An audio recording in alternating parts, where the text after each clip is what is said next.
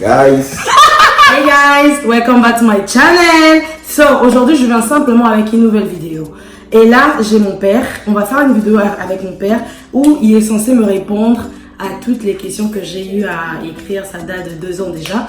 J'aimerais simplement savoir qu'est-ce qu'il en pense réellement de ma personne. So, il est censé me dire toute la vérité et répondre sincèrement. Il est censé me répondre sincèrement dans la vidéo. Restez branchés, fais les génériques. Let's go. Let's go.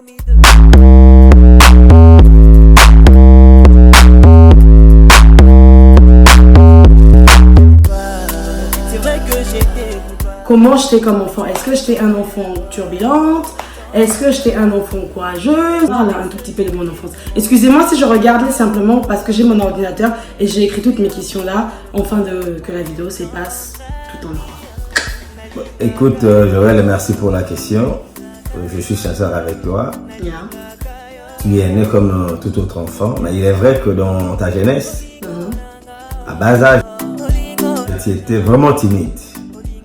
Tu étais timide et puis ce que j'ai remarqué avec le temps, après avoir été en France, je crois que à partir de la France que je me suis rendu compte que tu as changé. Tu n'étais plus la même Joël que j'avais connue à l'époque, une fille timide, et maintenant tu es devenue un peu loquace, tu commences à parler. Voilà, ça je le dis sans embâche et ça vient du fond de mon cœur. C'est le constat que je fais.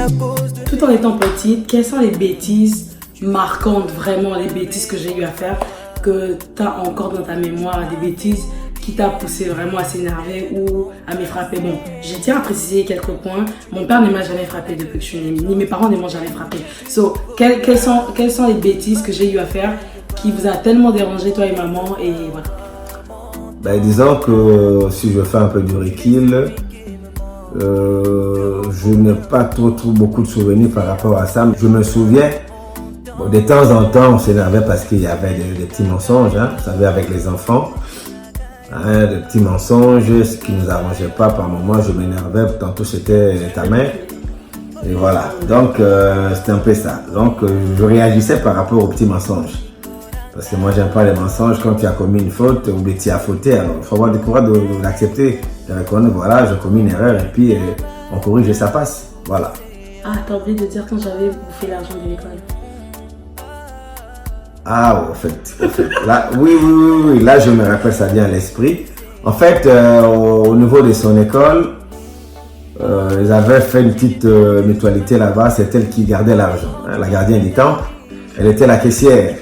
Mais il s'est fait que, je crois que quelques jours avant la manifestation de la fin d'année scolaire, on s'est rendu compte que ses amis sont arrivés à la maison, mais Joël louait l'argent, tout ça. On s'est rendu compte qu'elle avait bouffé l'argent, on lui avait confié. Alors là, sincèrement, ça m'avait mis dans tous mes états. Mais Dieu merci, écoutez, c'est notre fille, on a fini par trouver une solution. On a dû rembourser la somme qu'elle avait bouffée. Voilà.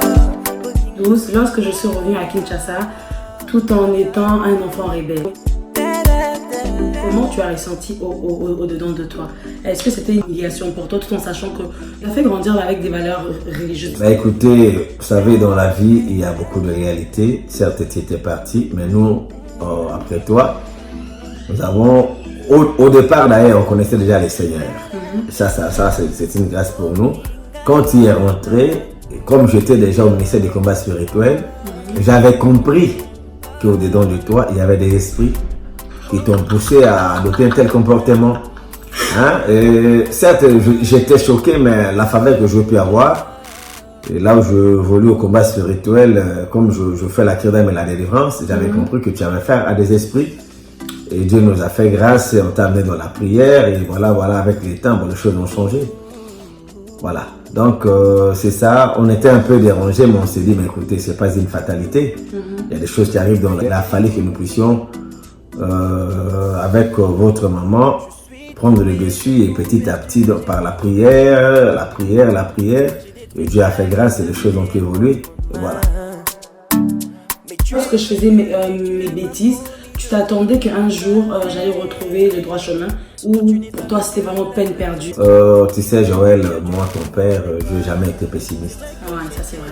La grâce que j'ai pu avoir, quelle que soit la situation, vous savez, dans la vie, quelle que soit la situation, À chaque problème qui arrive, tu dois te mettre à l'esprit qu'il y a une solution. Donc à chaque problème, selon le plan de Dieu, il y a une solution. Les épreuves qui nous arrivent, tout ça, mais ce sont des témoignages que Dieu est en train de nous préparer, de nous donner avec le temps. Exactement. Les erreurs que nous avons commises, tout le monde a commis des erreurs.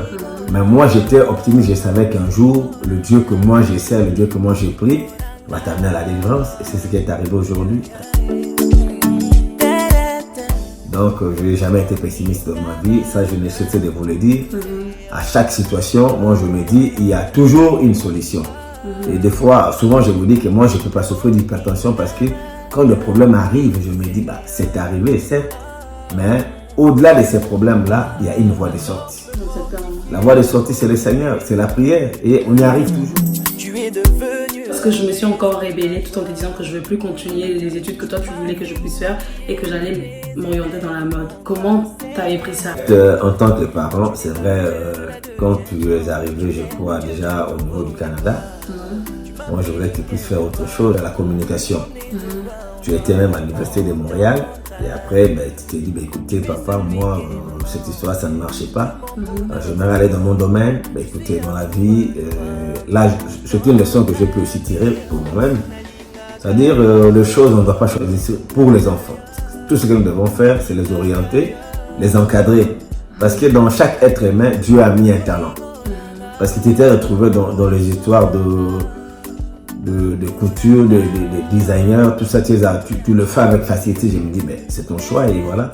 Aujourd'hui, ça a payé parce qu'il est vrai qu'en tant que parent, quand on demande quelque chose à l'enfant, que les choses ne marchent pas, ça dérange. Parce que tu risques de prendre en charge l'enfant jusqu'au jour de ta mort. C'est ce qui n'est pas souhaitable pour tout parent responsable. Un parent tient toujours à ce que son enfant à un certain âge puisse voler de ses propres ailes. Ça ferait la fierté de tout le monde. Exactement. Mais quand tu dois prendre tes enfants en charge jusqu'à la fin, bon là c'est pas normal. Je n'étais pas pessimiste et je me suis dit, bon tu as fait ton choix, on doit t'encourager. Et voilà, on t'a encouragé aujourd'hui. Bientôt c'est la fin.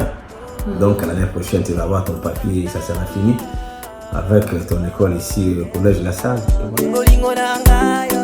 Qu'est-ce que tu ressens lorsque tu me vois émerger avec ma vision? Non, mais ça ne peut être qu'un sentiment de joie. Un sentiment de joie parce que je me dis, ben, elle a fait un choix. Elle a fait un choix et ben, elle est en train d'évoluer. Ça va de soi, non? Là, je crois que là, on peut pas dire autrement. Bon, voilà. C'est ton choix et voilà, les choses marchent. Bon, moi, je ne trouve pas d'inconvénient. Un sentiment de satisfaction parce qu'on s'est dit, ben, écoutez, on investit dans l'enfant pour qu'un jour. En fait, moi, quand j'investis l'argent sur mes enfants, c'est par rapport à vous-même, pas par rapport à moi. Moi, Dieu m'a fait grâce et je suis béni, mais je tiens à voir votre réussite. Oh my God! Wow! Ça fait énormément de bien. Comme je me suis dit, bon, Dieu m'a donné ses enfants, je les ai encadrés, je les ai assistés aujourd'hui. Ils sont en train de voler de leurs propres ailes. Bon, tant mieux, ça ne peut que m'encourager. Quel conseil tu peux me donner? Tu sais, dans la vie, il faut savoir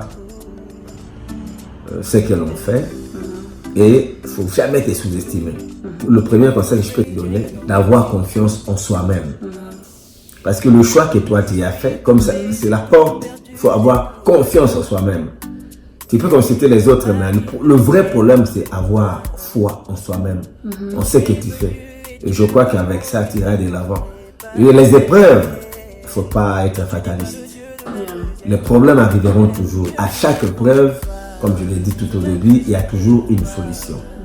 Parce que tout ça, moi je fonde ça, c'est par rapport à ma foi, par rapport au Dieu que moi je sers, par rapport à Jésus-Christ. Parce qu'il a dit dans sa parole que vous aurez des tribulations. Prenez courage, je vaincu le monde. La victoire de Jésus, ce n'est pas seulement pour lui, c'est pour nous. Parce qu'il est venu pour nous libérer, il est venu pour libérer les captifs. Autrefois, que nous étions, mais aujourd'hui, bon, moi je suis très optimiste d'être correct dans la vie et de ne pas baisser la garde. Vous savez, le monde où nous vivons, c'est plein de trucs. Il faut beaucoup de prudence comme les serpents. Et surtout, ne jamais trahir. Dans la vie, la trahison, ma fille, ça peut être très très mal. Il faut éviter la trahison. Et quand tu n'es pas d'accord avec quelqu'un, tu le lui dis en face. Tu affrontes la personne, tu lui dis poliment que voilà, ce que tu as dit, ça, je ne suis pas d'accord. À ton avis, ça doit prédominer. Mais si tu constates que ce que tu as dit, tu n'es pas dans le droit chemin, et le courage de renoncer et de changer de cap. Si tu peux me décrire en 2 mots. Une fille battante, courageuse, voilà. Ah, c'est Voilà. touchant.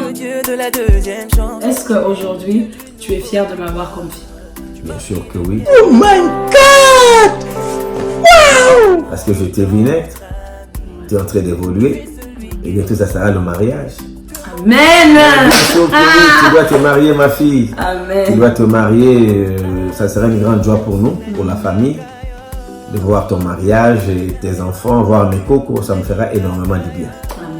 Voilà, tu es une fille battante et tu dois persévérer dans cette voie. Merci d'avoir regardé la vidéo. C'était ça ma petite vidéo d'aujourd'hui. J'ai tenu énormément à poser ces questions à mon père pour savoir en fait en globalité sa vision sur ma personne, sur comment j'étais avant et la jeune dont je suis devenue aujourd'hui. C'était ça ma petite vidéo d'aujourd'hui. Voilà, que Dieu vous bénisse. Sachez que je vous aime énormément. Love you guys! Salut, salut! Love you! Nous sommes ensemble. Bye!